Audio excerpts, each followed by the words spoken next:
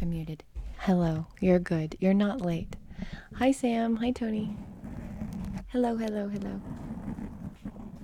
I know it's really late. I'm sorry. There's probably not going to be very many people up this late, but... Well, maybe if you're just about to go to sleep, it will be perfect timing, right? Hi, Sly Man. Quit lying. What? You're super... Tyler is here to listen.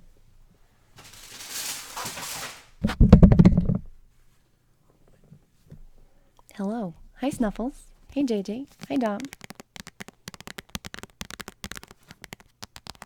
We do some tapping initially while we wait for people to come in.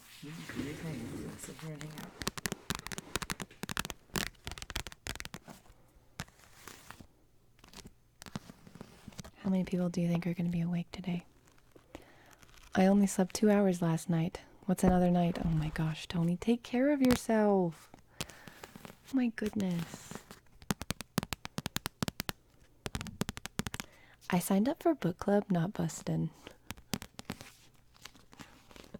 That's Maelstrom. He's the biggest troll, don't worry.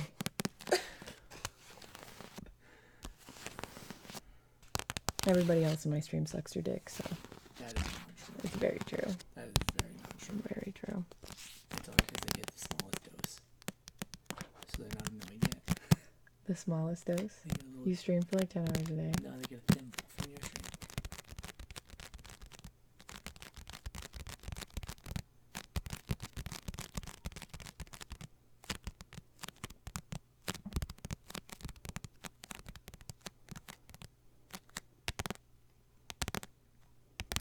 Smallest dose.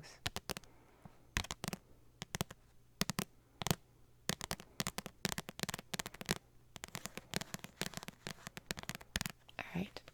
Kind of want to just jump into it if you guys are cool with that. And people that are awake, they can make their way. It's been 3 minutes. Where is everybody? How many people are here? Still judging him for wanting to use dog pads for toilet paper. There's like 13, 14 people. What? Like 13? There's only 10 right now. It's not right though. It's like it's late. Book club. Yeah, we usually have like 25, 30. Oh, that's cool. Oh. Chilling. Do you remember the name of the boat we were on? The Mariner of the Seas. Okay, guys. We ready? Can Tyler be in the background acting out each scene? No. Hi, Tara. What's up, dude? I can definitely do that. Ooh, that was tingly. Keep doing that. Just keep whispering. The Human Torch was denied a big loan.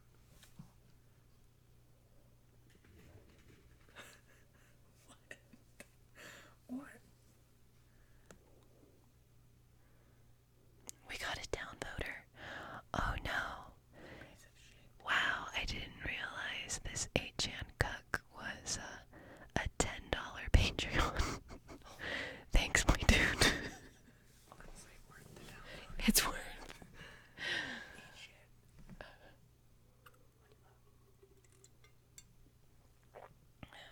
Okay.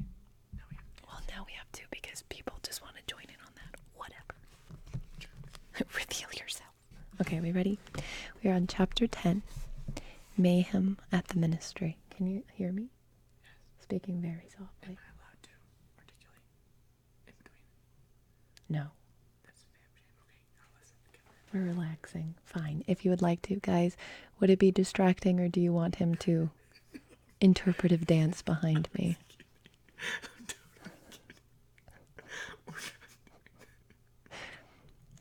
Maelstrom, please. What's up, Kavik? How are you, dude? Those are rookie numbers. You're giving me tingles. Stop. How is that possible? Stop. Oh, because you have the mic. Yes. I think it's the D's. Stop. Just stop it. You have something in your tooth. Let me pop that pimple, please. Thank God. Oh my God. This is really weird. It's not. I do this in front of 1,000 people on your stream. It's still weird. I'll try not to push harder. Don't move. This one's just stubborn. I don't even think I could get it with.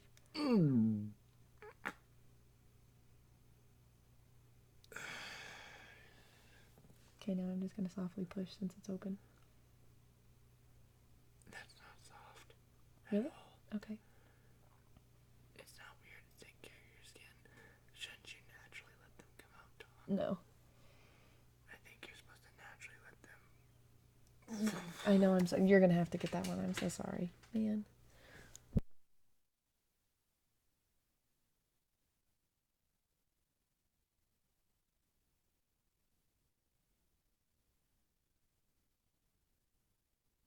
Sorry, we had a false alarm. He was going to sneeze. He would have to be perfectly silent. Okay, guys. I'm doing okay, Catholic. Thanks for asking. Okay, are we ready? Are we ready?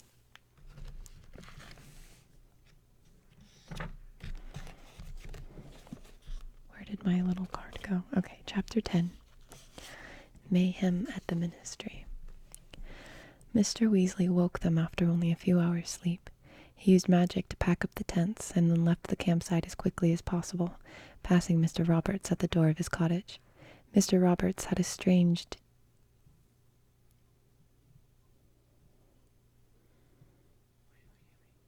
Because I said stranged instead of strange, and I thought you were judging me. It takes a little time for my brain to... What?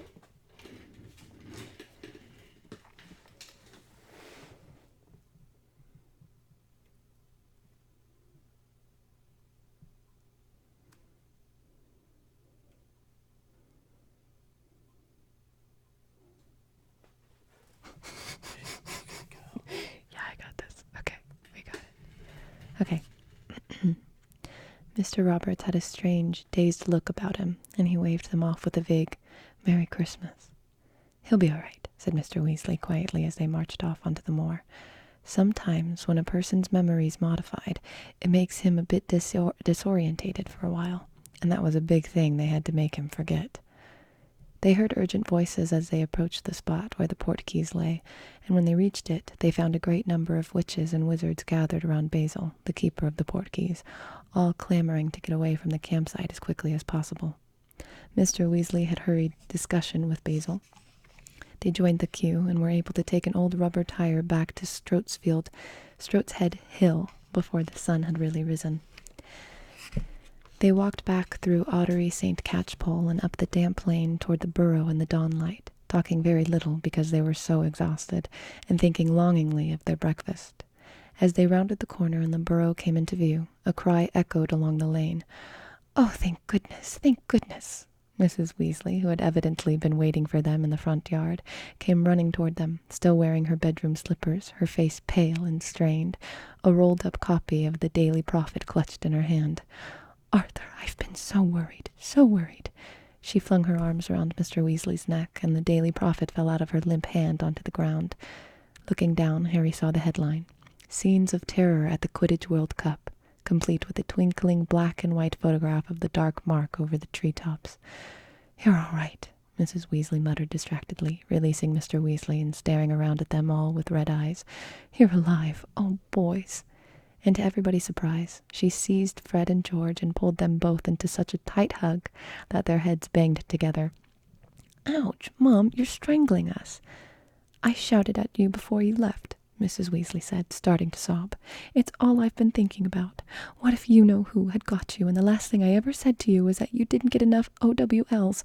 Oh, Fred, George." "Come on now, Molly, we're all perfectly okay," said Mr. Weasley soothingly, prizing her off the twins and leading her back toward the house. "Bill," he added in an undertone, "pick up that paper. I want to see what it says." When they were all crammed into the tiny kitchen, and Hermione had made Mrs. Weasley a cup of very strong tea, into which Mr. Weasley insisted on pouring a shot of Ogden's old fire whiskey. Is that a real thing, or is that a wizard whiskey? Wizard whiskey. That's a tingly phrase. Wizard whiskey. Wizard whiskey. Wizard whiskey. Do you know if that's a real whiskey? Ogden. I don't think so. Ogden's old fire whiskey.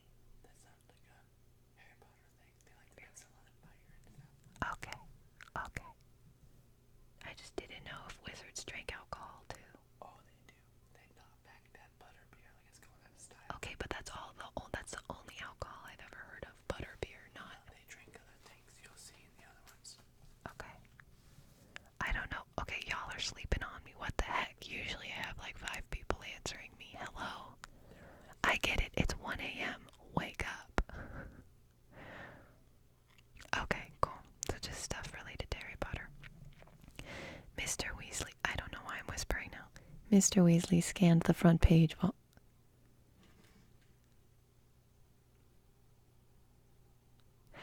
Mr. Weasley scanned the front page while Percy looked over his shoulder. I knew it, said Mr. Weasley heavily. Ministry blunders. Culprits not apprehended. Lax security, dark wizards running unchecked, national disgrace. Who wrote this? Ah, of course. Rita Skeeter. Skeet, skeet. That woman's got it in for the Ministry of Magic, said Percy furiously. Last week she was saying we're wasting our time quibbling about cauldron thickness when we should be stamping out vampires, as if it wasn't specifically stated in paragraph 12 of the guidelines for the treatment of non-wizard part humans. Do us a favor, Percy, said Bill, yawning. Shut up. I'm mentioned, said Mr. Weasley, his eyes widening behind his glasses as he reached the bottom of the Daily Prophet article. Where? Spluttered Mrs. Weasley, choking on her tea and whiskey. If I'd seen that, I'd known you were alive. Not by name, said Mr. Weasley. Listen to this. If the terrified wizards and witches who waited breathlessly for news at the edge of the wood expected reassurance from the Ministry of Magic, they were sadly disappointed. A ministry official emerged some time after the appearance of the Dark Mark, alleging that nobody had been hurt, but refusing to give any more information. Whether this statement will be enough to quash the rumors that several bodies were removed from the woods an hour later remains to be seen. Wait, what? What several bodies? There were no bodies. I'm glad her last name is frickin' Skeeter. She deserves all the bad karma and bullying. God, please don't clip that. I don't think you can clip on YouTube, but don't do that, okay? Nobody, I think, really deserves bullying. Except for assholes. I don't know, she kind of sounds like an asshole. Because she's lying. I don't know. Anyways. Oh, really? Said Mr. Weasley, in exasperation, handing the paper to Percy. Nobody was hurt. What was I supposed to say? Rumors that several bodies were removed from the woods? Well, there certainly will be rumors now she's printed that. He heaved a deep sigh. Molly, I'm going to have to go into the office. This is going to take some smoothing over. I'll come with you, Father, said Percy importantly. Mr. Crouch will need all hands on deck, and I can give him my cauldron report in person. He bustled out of the kitchen. Mrs. Weasley looked most upset. Arthur, you're supposed to be on holiday. This hasn't got anything to do with your office. Surely they can handle this without you. I've got to go, Molly, said Mr. Weasley. I've made things worse. I'll just change into my robes and I'll be off. Mrs. Weasley, said Harry suddenly, unable to contain himself, Hedwig hasn't arrived with a letter for me, has she? Hedwig, dear, said Mrs. Weasley distractedly. No, there hasn't been any post at all. Ron and Hermione looked curiously at Harry. With a meaningful look at both of them, he said, All right if I go and dump my stuff in your room, Ron? Yeah, I think I will too, said Ron at once. Hermione? Yes, she said quickly, and the three of them marched out of the kitchen and up the stairs. What's up, Harry? Said Ron, the moment they had closed the door of the attic room behind them. There's something I haven't told you, Harry said. On Saturday morning, I woke up with my scar hurting again. Ron's and Hermione's reactions were almost exactly as Harry had imagined them back in his bedroom on Privet Drive. Hermione gasped and started making suggestions at once, mentioning a number of reference books and everybody from Albus Dumbledore to Madame Pomfrey, the Hogwarts nurse. Ron simply looked dumbstruck. But he wasn't there, was he? You know who. I mean, last time your scar kept hurting, he was at Hogwarts, wasn't he? I'm sure he wasn't on Privet Drive, said Harry, but I was dreaming about him. Him and Peter, Wormtail. I can't remember all of it now, but they were plotting to kill someone. He had teetered for a moment on the verge of saying me, but couldn't bring himself to make Hermione look any more horrified than she already did. It was only a dream, said Ron bracingly. Just a nightmare. Yeah, but was it, though? Said Harry, turning to look out of the window at the brightening sky. It's weird, isn't it? My scar hurts, and 3 days later the Death Eaters are on the march and Voldemort's signs up in the sky again. Don't say his name, Ron hissed through gritted teeth. And remember what Professor Trelawney said? Harry went on, ignoring Ron, at the end of last year. Professor Trelawney was their divination teacher at Hogwarts. Hermione's terrified look vanished as she let out a derisive snort. Oh, Harry, you aren't going to pay attention to anything that old fraud says. You weren't there, said Harry. You didn't hear her. This time was different. I told you, she went into a trance, a real one, and she said the Dark Lord would rise again, greater and more terrible than ever before. And he'd managed it because his servant was going back to him, and that night Wormtail escaped. There was a silence in which Ron fidgeted absent-mindedly with a hole in his Chudley Cannon's bedspread. Why were you asking if Hedwig had come, Harry? Hermione asked. Are you expecting a letter? I told Sirius about my scar, said Harry, shrugging. I'm waiting for his answer. Good thinking, said Ron, his expression clearing. I bet Sirius will know what to do. I hope he'd get back to me quickly, said Harry. But we don't know where Sirius is. He could be in Africa or somewhere, couldn't he? Said Hermione reasonably. Hedwig's not going to manage that journey in a few days. Yeah, I know, said Harry, but there was a leaden feeling in his stomach as he looked out of the window at the Hedwig-free sky. Come and have a game of Quidditch in the orchard, Harry, said Ron. Come on, 3-on-3. Bill and Charlie and Fred, and George will play. You can try out the Wronski feint.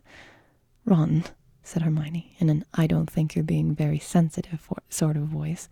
Harry doesn't want to play Quidditch right now. He's worried and he's tired. We all need to go to bed. This is amazing. Hi, Hummer, I love you. What's up, Dumpers? I know, they're not eating their food. Have you given them food? No. Yeah, go give them food, please. No, they're not eating it. No, I put it on the ground and they're not eating it, so put it in a bowl and maybe they will. They are being so pushy. I know. They need it on a silver platter. That's so or a red Walmart bowl, but make same my thing. hands in these cans Same. plate. I know. It's ridiculous. It is ridiculous. I'm so sorry. Go feed your cats.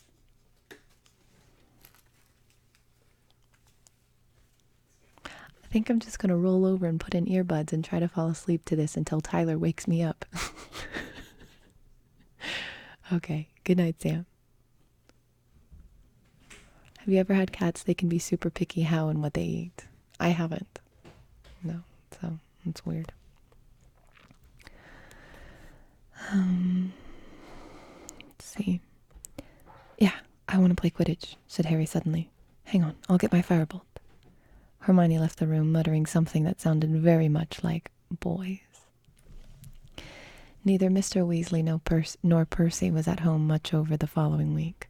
Both left the house each morning before the rest of the family got up and returned well after dinner every night. It's been an absolute uproar, Percy told them importantly the Sunday evening before they were due to return to Hogwarts. Does she not have a thesaurus? Is there not another word for importantly? She just used that same word on another page for the same exact person. Does that not trigger anybody else? Just me? Okay. I've been putting out fires all week. People keep sending howlers, and of course, if you don't open a howler straight away, it explodes. Scorch marks all over my desk and my best quill reduced to cinders. Why are they all sending howlers? Asked Ginny, who was mending her copy of 1000 Magical Herbs and Fungi with spello tape on the rug in front of the living room fire. Complaining about security at the World Cup, said Percy. They want compensation for their ruined property. Mundungus Fletcher's put in a claim for a 12-bedroomed tent with ensuite jacuzzi, but I've got his number. I know for a fact he was sleeping under a cloak propped on sticks. Mrs. Weasley glanced at the grandfather clock in the corner.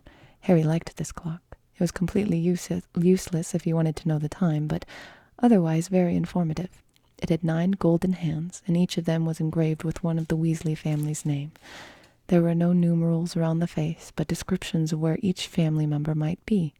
Home, school, and work were there, but there was also traveling, lost, hospital, prison, and in the position where the number 12 would be on a normal clock, mortal peril. 8 of the hands were currently pointing to the home position, but Mr. Weasley's, which was the longest, was still pointing to work. Mrs. Weasley sighed. Your father hasn't had to go into the office on weekends since the days of you-know-who, she said. They're working him far too hard. His dinner's going to be ruined if he doesn't come home soon. Well, Father feels he's got to make up for his mistake at the match, doesn't he? Said Percy. If truth be told, he was a tad unwise to make a public statement without clearing it with his head of department first. Don't you dare blame your father for what that wretched Skeeter woman wrote, said Mrs. Weasley, flaring up at once. If Dad hadn't said anything, old Rita would have just said it was disgraceful that nobody from the ministry had commented, said Bill, who was playing chess with Ron. Rita Skeeter never makes anyone look good. Remember, she interviewed all the Gringotts charm breakers once and called me a long-haired pillock. Well, it is a bit long, dear, and Mrs. Weasley said Mrs. Weasley gently. If you just let me... No, Mum. Rain lashed against the living room window. Hermione was immersed in the Standard Book of Spells, Grade 4, copies of which Mrs. Weasley had bought for her, Harry and Ron in Diagon Alley. Charlie was darning a fireproof balaclava. Harry was polishing his firebolt, the broomstick servicing kit Hermione had given him for his 13th birthday open at his feet. It's always weird to hear how young they are, and they've just been through so much. It's ridiculous. 13. Fred and George were sitting in a far corner, quills out, talking in whispers, their heads bent over a piece of parchment. What are you two up to? Said Mrs. Weasley sharply, her eyes on the twins. Homework, said Fred vaguely. Don't be ridiculous, you're still on holiday, said Mrs. Weasley. Yeah, we've left it a bit late, said George. You're not by any chance writing out a new order form, are you? Said Mrs. Weasley shrewdly. You wouldn't be thinking of restarting Weasley's Wizard Wheezes by any chance. Now, Mum, said Fred, looking up at her, a pained look on his face. If the Hogwarts Express crashed tomorrow and George and I died, how would you feel to know that the last thing we ever heard from you was an unfounded accusation? Everyone laughed, even Mrs. Weasley. Oh, your father's coming, she said suddenly, looking up at the clock again. Mr. Weasley's hand had suddenly spun from work to traveling. A second later it had shuddered to a halt on home with the others, and they heard him calling from the kitchen. Coming, Arthur, called Mrs. Weasley, hurrying out of the room. A few moments later Mr. Weasley came into the warm living room, carrying his dinner on a tray. He looked completely exhausted. Well, the fat's really in the fire now, he told Mrs. Weasley as he sat down in an armchair near the hearth and toyed unenthusiastically with his somewhat shriveled cauliflower. Rita Seeker has been ferreting around all week, looking for more ministry mess-ups to report, and now she's found out about poor old Bertha going missing, so that'll be the headline in the Prophet tomorrow. I told Bagman he should have sent someone to look for her ages ago. Mr. Crouch has been saying it for weeks and weeks, said Percy swiftly. Crouch is very lucky Rita hasn't found out about Winky, said Mr. Weasley irritably. There'd be a week's worth of headlines in his house elf being caught holding that wand that conjured the dark mark. I thought we were all agreed that that elf, while irresponsible, did not conjure the mark, said Percy hotly. If you ask me... Oh, sorry, this is Hermione. If you ask me, Mr. Crouch is very lucky no one at the Daily Prophet knows how mean he is to elves, said Hermione angrily. I love her. Now look here, Hermione, said Percy. A high-ranking ministry official like Mr. Crouch deserves unswerving obedience from his servants. His slave, you mean? Said Hermione, her voice rising passionately. Because he didn't pay Winky, did he? I think you'd all better go upstairs and check that you've packed properly, said Mrs. Weasley, breaking up the argument. Come on now, all of you. Harry repacked his broomstick servicing kit, put his firebolt over his shoulder, and went back upstairs with Ron. The rain sounded even louder at the top of the house, accompanied by loud whistlings and moans from the wind, not to mention sporadic howls from the ghoul who lived in the attic. Pigwidgeon began twittering and zooming around his cage when they entered. The sight of the half-packed trunks seemed to have sent him into a frenzy of excitement. Bung him some owl treats, said Ron, throwing a packet across to Harry. It might shut him up. Harry poked a few owl treats through the bars of Pigwidgeon's. Can I just call him Pig? I'm just going to call him Pig. Of Pig's cage, then turned to his trunk. Hedwig's cage stood next to it, still empty. It's been over a week, Harry said, looking at Hedwig's deserted perch. Ron, you don't reckon Sirius has been caught, do you? Nah, it would have been in the Daily Prophet, said Ron. The Ministry would want to show they'd caught someone, wouldn't they? Yeah, I suppose. I never know who's talking. Look, here's the stuff Mum got for you in Diagon Alley, and she's got some gold out of your vault for you, and she's washed all your socks. He heaved a pile of parcels onto Harry's camp bed and dropped the money bag and a load of socks next to it. Harry started unwrapping the shopping. Apart from the Standard Book of Spells, Grade 4, by Miranda Gashok, he had a handful of new quills, a dozen rolls of parchment, and refills for his potion-making kit. He had been running low on spine of lionfish and essence of belladonna. He was just piling underwear into his cauldron when Ron made a loud noise of disgust behind him. What is that supposed to be? He was holding up something that looked to Harry like a long maroon velvet dress. It had a moldy-looking lace frill at the collar and matching lace cuffs. There was a knock on the door, and Mrs. Weasley entered, carrying an armful of freshly laundered Hogwarts robes. Oh, no. Here you are, she said, sorting them into piles. Now, mind you, pack them properly so they don't crease. Mum, you've given me Ginny's new dress, said Ron, handing it out to her. Of course I haven't, said Mrs. Weasley. That's for you. Dress robes. What? Said Ron, looking horror-struck. Dress robes, repeated Mrs. Weasley. It says on your school list that you're supposed to have dress robes this year. Robes for formal occasions. You've got to be kidding, said Ron in disbelief. I'm not wearing that thing, no way. Everyone wears them, Ron, said Mrs. Weasley crossly. They're all like that. Your father's got some for smart parties. I'll go Starkers before I put that on, said Ron stubbornly. What the heck does Starkers mean? Bye, Hummer. Have a good day at work. What does Starkers mean? Obviously, in context, it means I'll go crazy, but where does that derive from? It's silly. Don't be silly, said Mrs. Weasley. You've got to have dress robes. They're on your list. I got some for Harry, too. Show him, Harry. In some trepidation, Harry opened the last parcel on his camp bed. It wasn't as bad as he had expected. However, his dress robes didn't have any lace on them at all.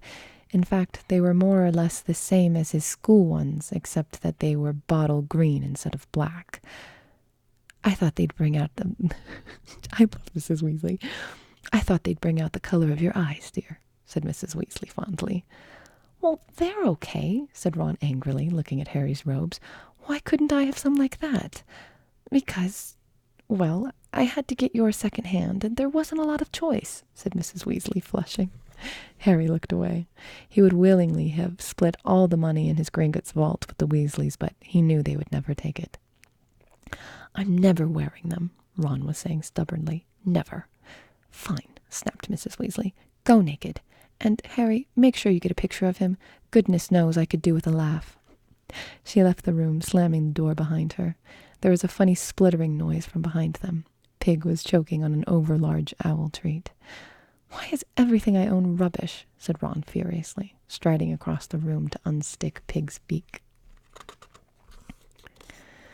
Chapter 11. Aboard the Hogwarts Express. There was a definite end of the holiday's gloom in the air when Harry awoke next morning. Heavy rain was still splattering against the window as he got dressed in jeans and a sweatshirt. They would change into their school robes on the Hogwarts Express. He, Ron, Fred, and George had just reached the first-floor landing on their way down to breakfast, when Mrs. Weasley appeared at the foot of the stairs looking harassed. Arthur, she called up the staircase. Arthur, urgent message from the Ministry. Harry flattened himself against the wall as Mr. Weasley came clattering past with his robes on back to front and hurtled out of the sight. When Harry and the others entered the kitchen, they saw Mrs. Weasley rummaging anxiously in the drawers. I've got a quill somewhere here. And Mr. Weasley bending over the fire, talking to... Harry shut his eyes hard and opened them again to make sure that they were working properly. Amos Diggory's head was sitting in the middle of the flames like a large, bearded egg. It was talking very fast, completely unperturbed by the sparks flying around it and the flames licking its ears. Muggle neighbors heard bangs and shouting, so they went and called those what-you-call-ems, please men. Arthur, you've got to get over there. Here, said Mrs. Weasley breathlessly, pushing a piece of parchment, a bottle of ink, and a crumpled quill into Mr. Weasley's hands. "It's a real stroke of luck I heard about it," said Mr. Diggory's head. "I had to come into the office early to send a couple of owls, and I found the improper use of magic lot all setting off. If Rita Skeeter gets hold of this one, Arthur—" "What does Mad Eyes say happened?" asked Mr. Weasley, unscrewing the ink bottle, loading up his quill, and preparing to take notes. Is this like the wizard version of a hologram? He sent his head in the fire? So it's happening real time. That's why I said it was unperturbed, because I think he's speaking it to him. But his head is... Yeah, basically, because it's just like, you know how like they travel through you know, they traveled through the fireplaces? They're just basically doing that without, he's just not going there, but he's just like speaking through it. That makes sense. Huh. Yeah. Interesting.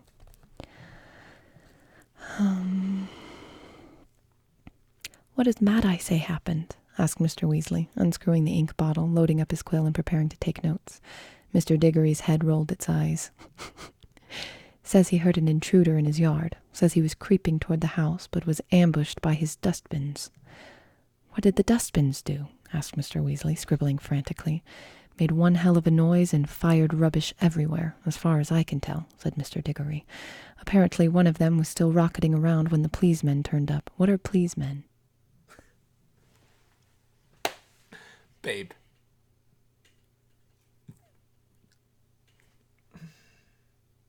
Babe.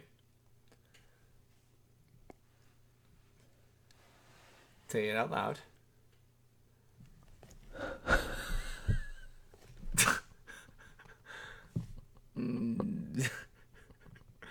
Oh, sorry. How am I supposed to know that they were being dorks? He's talking about muggles. Whenever they're talking about muggles, remember, they don't understand. They don't know this. They don't understand muggle world. Policemen. Okay. Policemen. That's so funny. Can y'all wake up? Come on.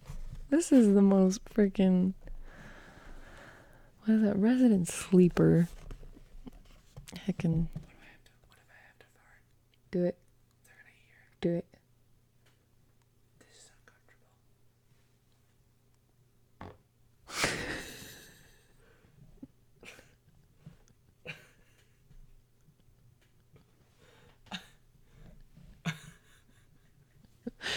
There's a delay on YouTube. Okay. Apparently one of them was still rocketing around when the policeman turned up. Mr. Weasley groaned. Ah, yes, that's tingly.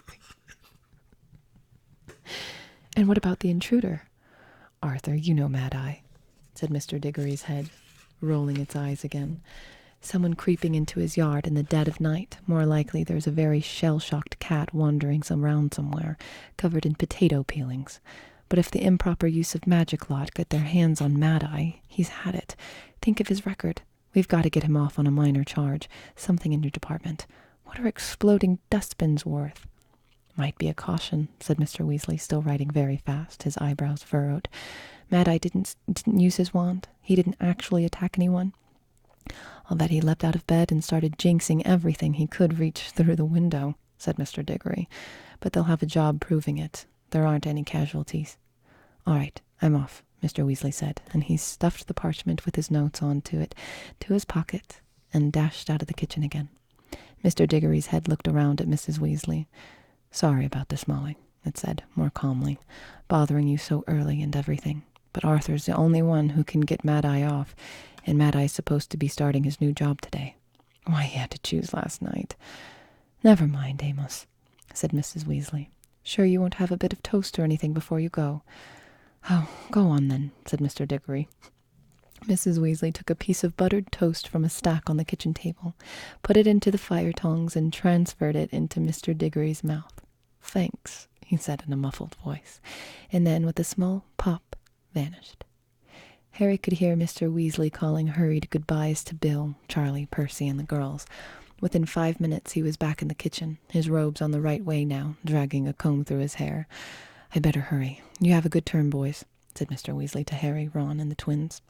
fastening a cloak over his shoulders and preparing to disapparate. "Molly, are you going to be all right taking the kids to King's Cross?" "Of course I will," she said. "You just look after Mad-Eye. We'll be fine." As Mr. Weasley vanished, Bill and Charlie entered the kitchen. "Did someone say Mad-Eye?" Bill asked. "What's he been up to now?" "He says someone tried to break into his house last night," said Mrs. Weasley. "Mad-Eye Moody?" said George thoughtfully, spreading marmalade on his toast. "Isn't he that nutter? Your father thinks very highly of Mad-Eye Moody," said Mrs. Weasley sternly. "Yeah, well, Dad collects plugs, doesn't he?" said Fred quietly as Mrs. Weasley left the room. "Birds of a feather." "Moody was a great wizard in his time," said Bill. "He's an old friend of Dumbledore's, isn't he?" said Charlie. "Dumbledore is not what you'd call normal, though, is he?" said Fred. "I mean, I know he's a genius and everything." "Who is Mad-Eye?" asked Harry. "He's retired. Used to work at the ministry," said Charlie. "I met him once when Dad took me in to work with him. He was an Auror, one of the best, a dark wizard catcher," he added, seeing Harry's blank look. "Half of the cells in Azkaban are full because of him. He made himself loads of enemies, though, the families of people he caught, mainly, and I heard he's been getting really paranoid in his old age. Doesn't trust anyone anymore. Sees dark wizards everywhere." Bill and Charlie decided to come and see everyone off at King's Cross Station, but Percy, apologizing most profusely, said that he really needed to get to work. "I just can't justify taking more time off at the moment," he told them. "Mr. Crouch is really starting to rely on me." "Yeah, you know what, Percy?" said George seriously. "I reckon he'll know your name soon." Mrs. Weasley had braved the telephone in the village post office to order 3 ordinary Muggle taxis to take them into London. "Arthur tried to borrow ministry cars for us," Mrs. Weasley whispered to Harry as they stood in the rain-washed yard, watching the taxi drivers heaving 6 heavy Hogwarts trunks into their cars. "But there weren't any to spare." "Oh dear, they don't look happy, do they?" Harry didn't like to tell Mrs. Weasley that Muggle taxi drivers rarely transported overexcited owls and pigs, and Pig was making an ear-splitting racket. Nor did it help that a number of Filibuster's fabulous wet start, no-heat fireworks went off unexpectedly when Fred's trunk sprang open, causing the driver carrying it to yell with fright and pain as Crookshanks crawled his way up the man's leg. The journey was uncomfortable, owing to the fact that they were jammed in the back of the taxis with their trunks. Crookshanks took quite a while to recover from the fireworks, and by the time they entered London, Harry, Ron, and Hermione were all severely scratched. They were very relieved to get out of King's Cross, even though the rain was coming down harder than ever, and they got soaked carrying their trunks across the busy road into the station.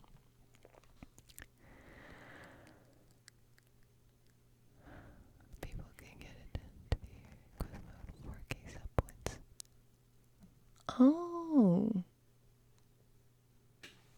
Oh, that's cool, Snuffles. I didn't realize that. You can get a Patreon pledge through Quest Mode, too. Oh, that's cool. Harry was used to getting onto platform 9 3/4 by now. It was a simple matter of walking straight through the apparently solid barrier dividing platforms 9 and 10. The only tricky part was doing this in an unobtrusive way, so as to avoid attracting Muggle attention. They did it in groups today. Harry, Ron, and Hermione, the most conspicuous since they were accompanied by Pig and Crookshanks, went first. They leaned casually against the barrier, chatting unconcernedly, and slid sideways through it. And as they did so, platform 9 3/4 materialized in front of them. The Hogwarts Express, a gleaming scarlet steam engine, was already there, clouds of steam billowing from it, through which the many Hogwarts students and parents on the platform appeared like dark ghosts. Pigwidgeon became noisier than ever in response to the hooting of many owls through the mist. Harry, Ron, and Hermione set off to find seats, and were soon stowing their luggage in a compartment halfway along the train. They then hopped back down onto the platform to say goodbye to Mrs. Weasley, Bill, and Charlie. "I might be seeing you all sooner than you think," said Charlie, grinning as he hugged Ginny goodbye. "Why?" said Fred keenly.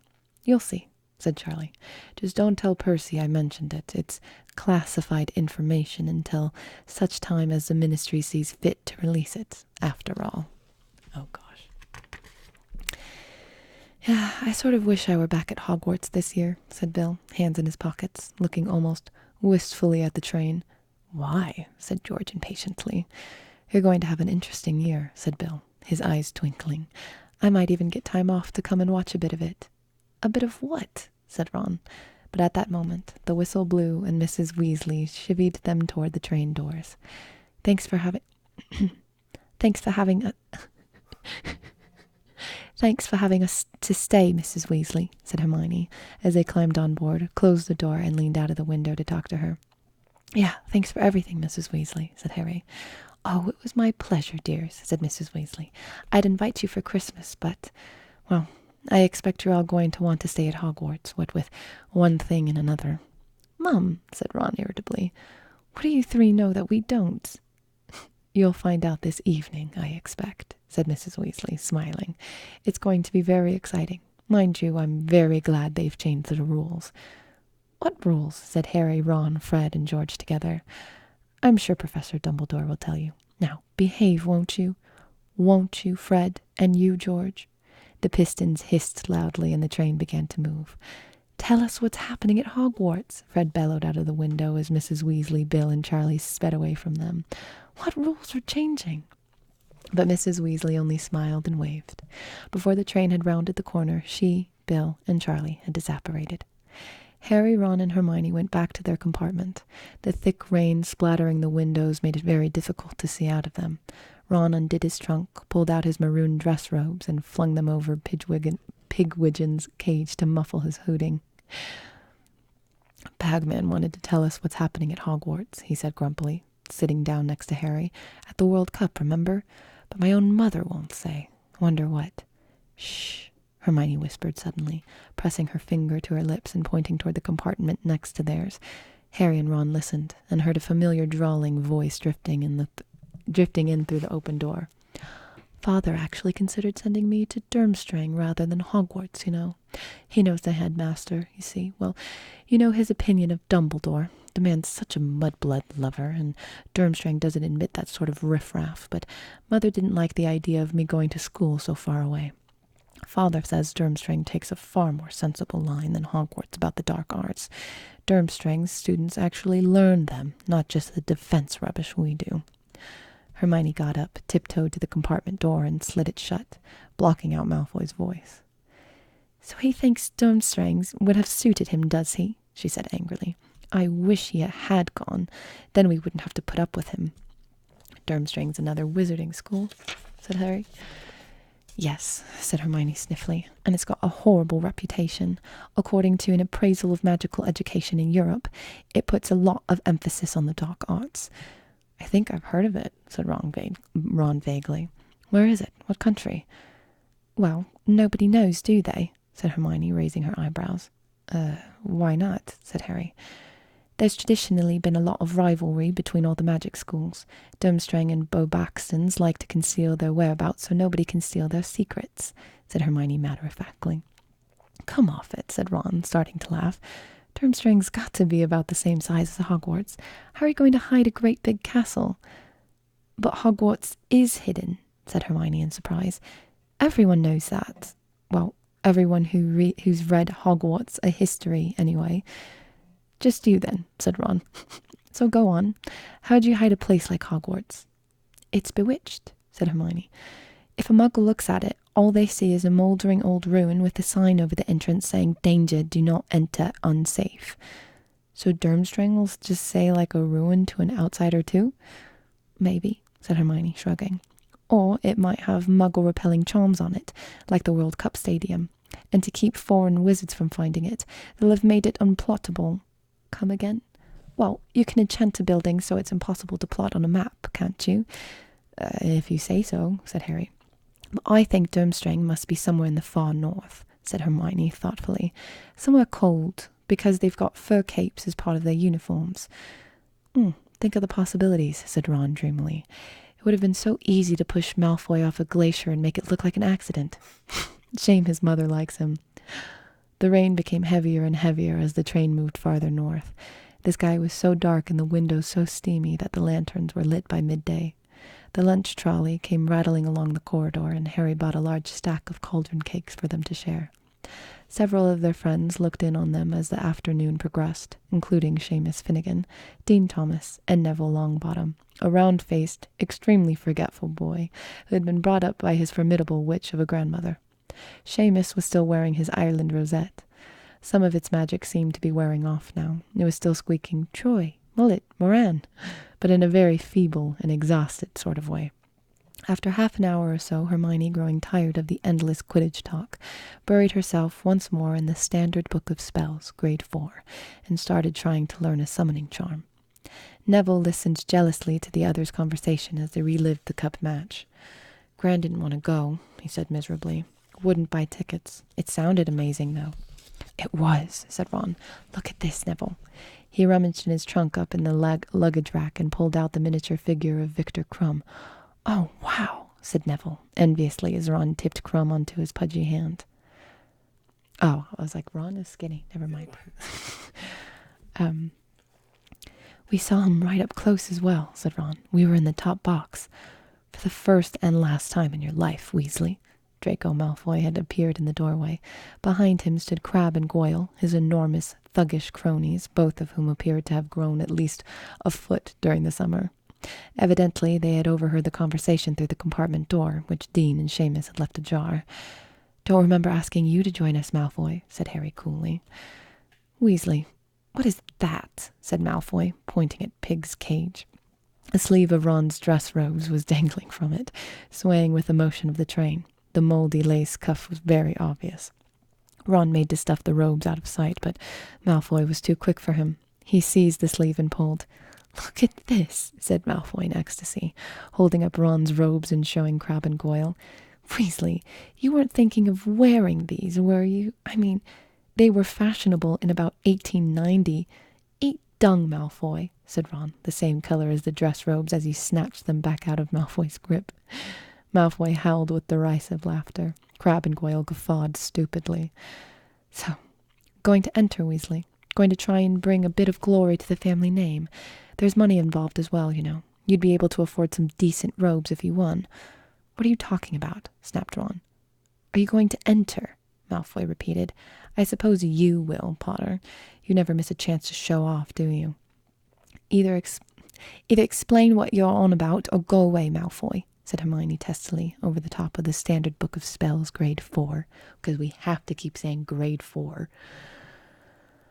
Why does that bother you so much? Because she always does this. She Like, just over her book. Like, we know she's reading the Standard Book of Spells, Grade 4.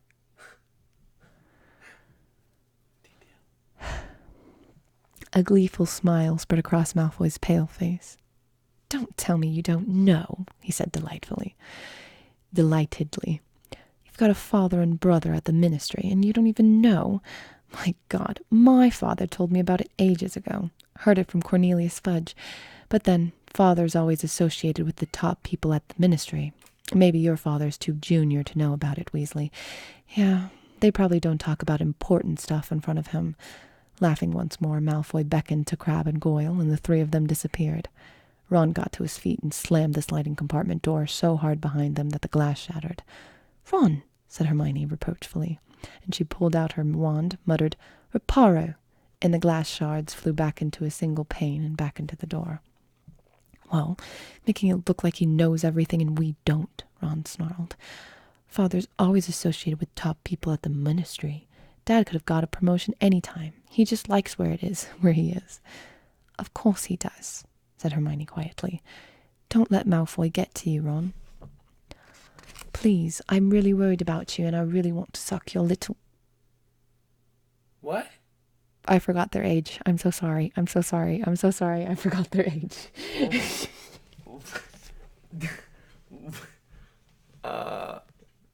Okay. That's when 13 just flashed. I mean, no one pictured them as 13 anyway, so you're good. You pass. I really don't. I don't picture them as does. 13. And even in the movies, they look so much older. In my opinion. I don't think that's in the books. Him get to me As if, said Ron, picking up one of the remaining cauldron cakes and squashing it into a pulp. Ron's bad mood continued for the rest of the journey. He didn't talk much as they changed into their school robes and was still glowering when the Hogwarts Express...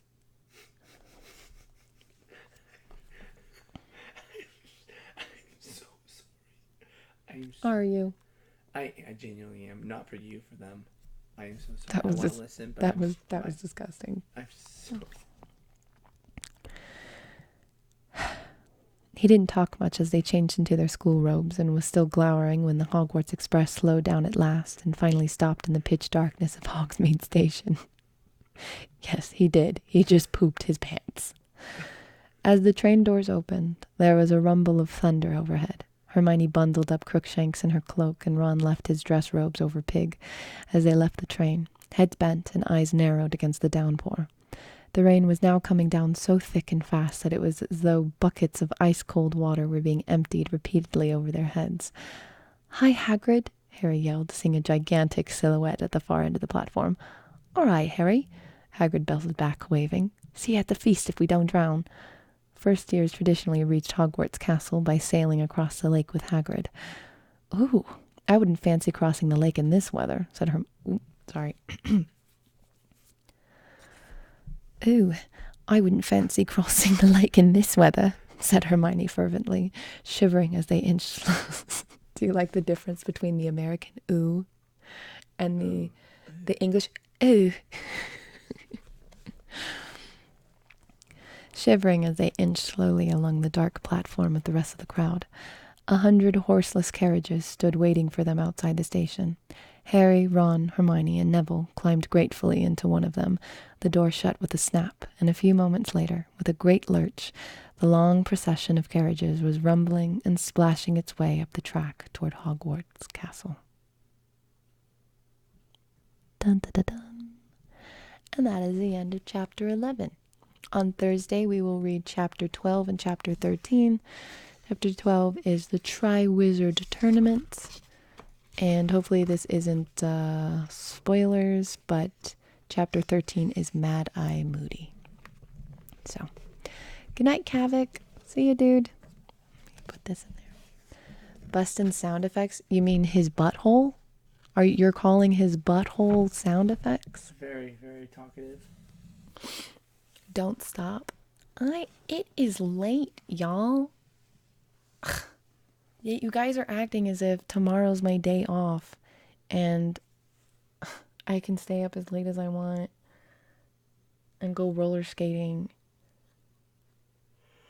Are we going roller skating? No, I took a shower, but I just wanted them to think that I was going outside It's and late, being and we have to productive. unpackage all those boxes too and stuff. And start doing that stuff. Are you going to stream tomorrow? Yeah, I was going to stream. Well, are you going to? I figured that we were going to because we had the weekend off. Do you want to take tomorrow off?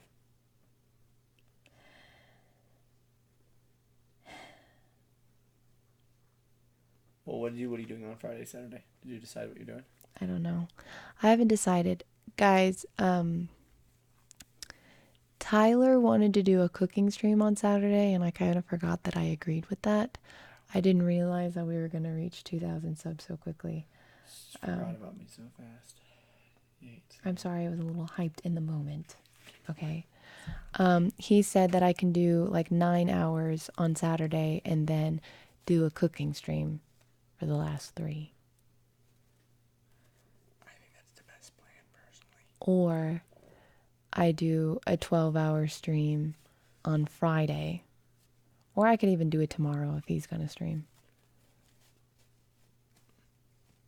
But I wanted a little bit of time. Well, no, I need tomorrow off because I don't have any costumes. And I have to, the next time I stream, I have to have a costume. Why? Because every 100 subs, I'm getting a costume. Oh, that's fun. But there's no point of taking the day off if Tyler's not. It's literally the worst. Hearing him be loud for 8 hours is... You say 12 hours on Friday. No, if we want to do stuff, I mean, we have things we need. I'm sure there's plenty of shit we can do off stream that we need to take care of. So how about I do just a small... I was just going to tell him I was starting God of War.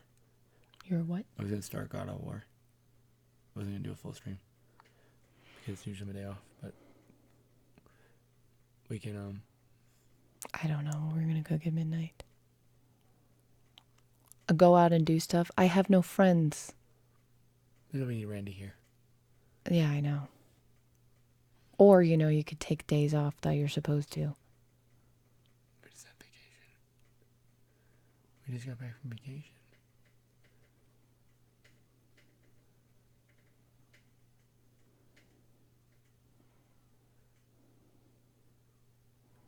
No, we can take it. I mean, because we still have to go to the old. I wasn't thinking of taking a day off. It's just from streaming. Like, we still need to go to the other place. Yeah, we and still get need to go back the- to the house. We still have so much unpacking here to do too. We actually could do so much. We have so much to do. Can we do like a late night stream? Yeah. Or yeah. you can go do the late night stream and I can film during that time. Yeah, that sounds good. Well, I'm gonna be God of War. I shouldn't be very loud either, just because it's not like a spooky game or anything like that. It'll just be like chill talking. So yeah, let's do that. Let's just spend the day, enjoy the day off, but we'll be productive. No, we're gonna. It's. There's none no of enjoy. none of our days off forever. Days off. It's I know, but we need to use this time to actually get other stuff done. Yeah. Because it's so hard to do that. Bye, Tony. Bye. Or cancel stream. Oh yeah, are you talking to him? No, I'm sure we can do like. I mean, I can keep myself busy filming and doing stuff. No, we have so much stuff in the day. No, I think we should wake up, just start tackling everything. We can tackle the house. We can go back to the other house and load up. Yeah, and we stuff. we have to get a truck. And we have to get a cleaner out there too. You're on that time. I It's know. 16. We have a lot. And we gotta order the flights and everything for my I'm trip. glad that you're actually recognizing all the shit that we have to do. Yeah, we gotta. Yeah, why wouldn't I? Because you said that you were going to stream anyways. I was gonna try both and then fail at one of them. To fail at the work stuff, at the house stuff that we've been doing for the past month. Probably half of it. This is exactly why, though. I wish we had been able to reschedule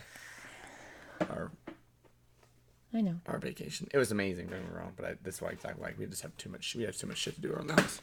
But you know what? Obviously, it's fine. I'll pop. But there's a difference between vacation and like, it's not even time. It's just days that we don't stream so we can work in other ways. Yeah. It's not even. It's not a vacation. Like Wednesdays are not vacation for us. No. Saturdays aren't either. No. It's just we need time in order to do adult things. So, anyways, this is premium Patreon content. I don't feel like we should be here for this. Obviously, I would turn that off if I didn't feel comfortable with you guys listening. I mean, we know you are, Dom, but he's a little more worried because his community isn't as, like, supportive. Shut up. It's truth. I need No, hours. I need to be there all the time. I don't have, any other means of anything. I know. I was just joking, though. Dom is my son. I know. He is our child. I'm unsubbing if you don't take time off to get settled. He's getting anxious. I'm always anxious whenever I'm away for too many days. This business, this type of industry is just, you take time off and you try to get better mentally, but then, I forgot that. It's a mic. But then you see numbers fucking just destroy your brain. It's so hard. It's just, no matter how positive or the way you're thinking is, it's just so hard not to see progress lost or internalizing it. You know what I mean? Do people, am I shitty now? Do people not care? Like, it's just like such a... That's definitely not it. It's literally because you got a girlfriend, you moved, you've traveled. Yeah. Well, am I working as hard? You know what I mean? That's a big thing. Ethic, work ethic and shit. Because you have other shit to do? I know, but it still takes away from it. It doesn't mean you don't have work ethic, though. It just means that you're putting your effort into other things for now. No, I know. And How are we supposed to... I rationalize that, but it still doesn't make it feel any less shitty when numbers go down and stuff. I get it. I know. You know I do. I know. Out of anybody. Yeah, I know, Stuffles. Yeah, I don't think... No one ever realizes it. Because, oh, God, you're forgetting. No, people will never realize it because... to most people, they look at just streaming anyway you're just playing games. Is just playing games. That's all you do. So even though that takes up a lot of your day, and then you're spending another, 3 or 4 hours of your day doing shit off stream. it doesn't matter to people because they don't look at it like that because of what you're doing with that time. And I get it in a way too, but it's just like you don't know until you do it. Yeah, it's just and ignorance. Like, it kind of sucks. Yeah. Yeah, no, that won't really happen, Maelstrom. It's just the anxiety, and you see the numbers go down, and it's like especially when you grind, it's like how many times have I tried to grind back up to 2,000 subs? Because you take time off, or you take time to take care of yourself, or you can't do as long of streams for a little bit, and it goes down. You gotta remember too, like the majority of communities aren't like you guys that are here right now. Like they aren't like invested enough where there's always going to be that like relationship built, you know what I mean?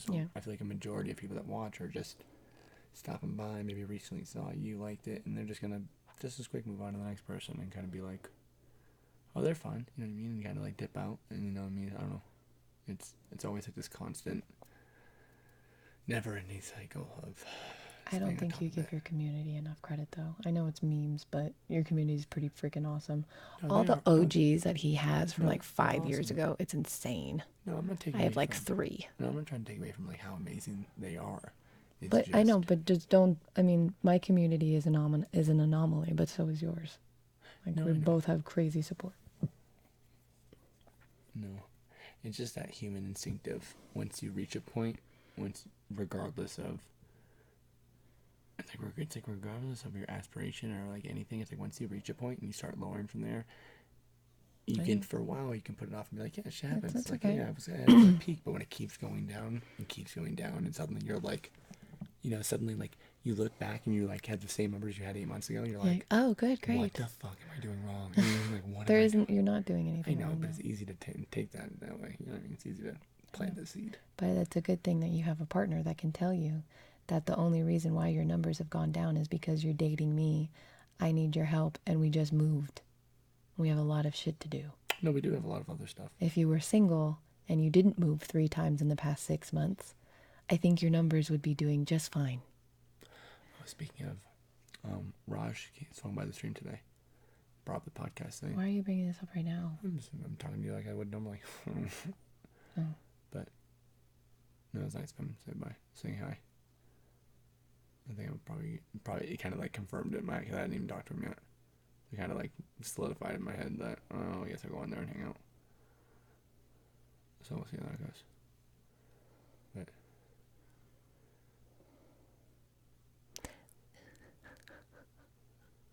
really, Maelstrom? Really? You idiot. I know, Isaac. But you guys are very, very, very, very understanding. Yeah. Very patient, very supportive. Like my community's built on that shit, you know. His is built on memes and busting nuts. Please don't write on that. Okay, guys. I'm gonna go. We need to do some cleaning and figure out what our plan is for tomorrow. I may do a short little stream just to talk with you guys and figure stuff out about this weekend and what the 12-hour stream and everything. Hopefully that's okay. Hopefully nobody gets mad that I'm not wearing a costume. But yeah, should have a video out. And wait, today's Wednesday. Did a video go out today? yes, It did? I think so. Oh yeah, because we streamed a long time, huh? Okay. And on League. Can't forget League.